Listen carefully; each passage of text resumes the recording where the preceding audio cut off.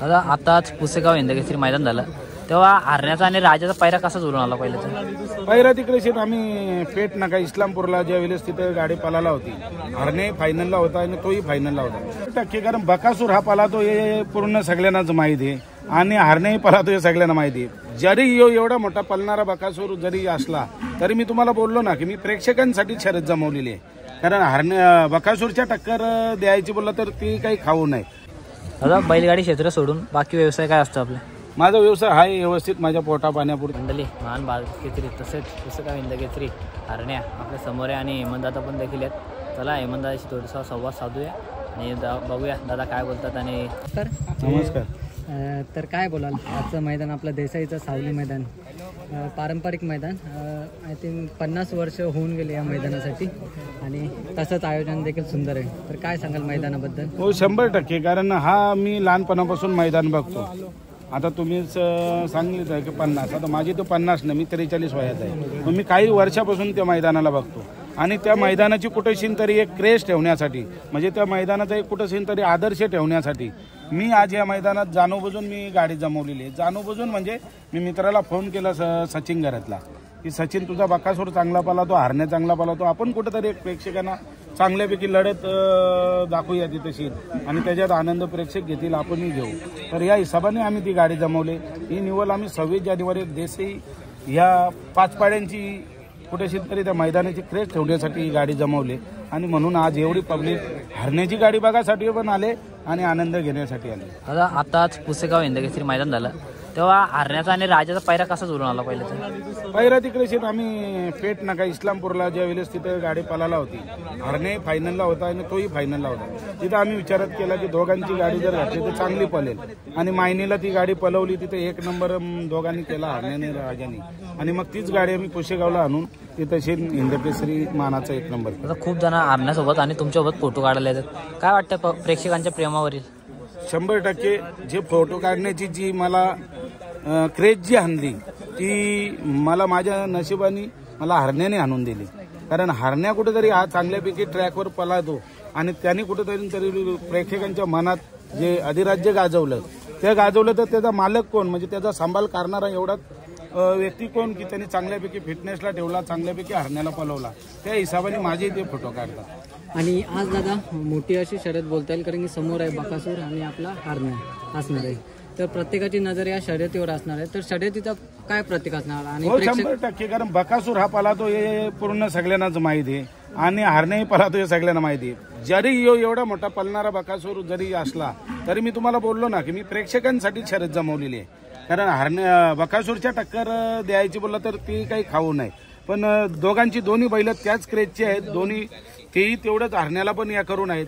फक्त राहिला 2 बैलांच्या विषयावरती. 2 बैल जी पण साथ देतील त्याची गाडी 100% विन होईल. आणि शर्यत विजयानंतर एकाची हार आणि एकाची जीत होणार आहे. तर प्रेक्षकांना काय तुम्ही संदेश देता, कशा प्रकारे आनंद व्यक्त केला पाहिजे? मी बोललो हार झाली तर ती पचवता पण आली पाहिजे ना, जीत झाली तर तो मनातच आनंद ठेवला पण पाहिजे. तर तुम्ही याच्या पुढे खेळू शकता आणि पुढच्या खेळाडू तुम्ही घडू शकता. जर तुमच्यावरती हार जर सहन करण्याची आणि जीत जर सहन करण्याची तुमच्याजवळ क्षमता नसेल तर तुम्ही या क्षेत्रापासून दूर राहिलेले चांगले होईल, ही तुम्ही प्रेक्षकांना सांगू शकता. दादा तुम्ही बैलगाडी क्षेत्रात खूप आधीपासून आहात, काय संदेश द्याल? कशा प्रकारे ट्रेनिंग असली पाहिजे आणि एकंदर नंदी नवीन घेताना कशा प्रकारे देखरेख करून घ्यायला पाहिजे? नंदी घ्या देखरेखीचा बघा, मी तुम्हाला बोललो ना की बैलाच्यात फक्त धमक पाहिजे पळण्याची, बैलाच्या शरीराची नाही. बैलाच्या शरीराची आता तुम्ही जर रचना बघायला गेला, बकासूर कोणत्या जातीचा आहे का, तो खिल्लार आहे का कोणते आहे, एक कॉकटेल बैल आहे तो बकासूर, पण त्याच्यात पळण्याची हिंमत आहे. तशी आज हरण्या झाला, हरण्या पण आज पळण्याची हिंमत आहे. दुसरी बैल पण आहेत, हरण्यापासून देखणी पण आहेत, बकासूर पासून देखणी आहेत, पण ती पळत नाही. कुठेशीन तरी त्यांना एक त्यांच्या शरीराच्या मापात तोलण्यात त्यांच्या ताकदीत कुठेशीन तरी आहे. प्रत्येक जण खेळाडू हा पळणारच असं बोलून नाही, त्याला पळवण्यासाठी आपण पण त्याला उत्सुकता दिली पाहिजे, त्याला सांभाळून घेतला पाहिजे. त्याला काय कमतरता पडते, काय वॉर्मअप पाहिजे, या सगळ्या गोष्टी केल्या तर 100% पळेल ना. कारण तो शंकराचा महादेवाचा नंदी आहे, त्याला 4 पाय, तो 4 पाय घेऊन त्याच्या ताकदीनुसार पळेल. कुठेशीन तरी काठ्या टोचून कुठेतरी शॉक देऊन हा खेळ पळवण्याचा होत नाही. आणि घाटावर आणि आपल्या बिनजोडमध्ये दोन्हीकडे आपला हरण्याने खूप नाव केलेलं आणि तुमची ओळख देखील होते की बघा दादांचा हरण्या बैलाला. तर त्याबद्दल कसं प्रेम व्यक्त कराल? तुम्हाला बोललो ना, मला एक सेलिब्रिटी आली त्यांनी तयार केला, पण त्यांनी त्याच्या नावाने सेलिब्रिटी मला बनवलेला आहे. मी माझ्या नावाने सेलिब्रिटी झालेला नाही. कुठेही तरी हरण्याचा ट्रॅकवरती पल दाखवून त्यांनी लोकांची मनं जिंकली आणि त्याचा मालक कोण म्हणून ती हेमंत फुलोरीची ओळख झालेली आहे.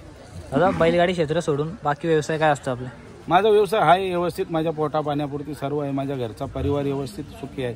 आम्ही सर्व जॉईंट फॅमिलीचे आहेत, त्याच्यामुळं सर्व काही गोष्टी एकदम सुटेबल आहेत आणि त्या गोष्टी करूनच तर मी या क्षेत्रात आहे. नाहीतर मग नुसता शर्यती हा क्षेत्र करण्यात कुठं मजा नाही. आणि आपली नवीन खरेदी ती कधी आम्हाला मैदानात बघायला नवीन खरेदी मैदानात झाली नाही. 1-2 गुलाले घेतली, 1-2 गुलाले पाडली. मी तुम्हाला सांगितलं ना मागच्या वेळेला मी गुलालासाठी घेतले. पण आता असं आहे की हरण्यावरती मला जास्त करून लक्ष द्यावं लागतंय. मग त्याच्यामुळे त्याला कुठेशी तरी कमतरता कोणत्या गोष्टीची नको म्हणून मी त्याला नाशिकला ठेवलेलं आहे मित्राजवळच. कधी वाटेल त्या दिवसाला त्याला घेऊन येईल. आणि आजच्या मैदानाबद्दल काय सांगाल मग? आजचं मैदान काय मी तुम्हाला बोललो ना, मी माझ्या जन्माच्या आधीपासूनचा मैदान आहे आणि त्यांची पंचक्रोशीची कमिटी आहे ती पण चांगली छानपैकी आहे. त्याच्यामुळे काही विषय नाही. आणि आता त्यांनी जिम्मेदारी एक नवीन मुलांजवळ दिली, रवी म्हात्रेजवळ दिली आणि त्यांनी अप्रतिम म्हणजे त्यांनी दाखवून दिलं घाटावरती पण तर आम्ही पण तुमच्यासारखे मैदान घडू शकतो पण आपल्या खेळाच्या मार्फत. आणि तो आनंद घेण्यासाठी घाटावरून पण काही लोक आलेली आहेत. ठीक आहे दादा, तुम्हाला शर्यतीसाठी शुभेच्छा करतो. थँक्यू. पाहू शकता मंडळी, किती सारी पब्लिक आलेले दादांसोबत फोटो काढण्यासाठी.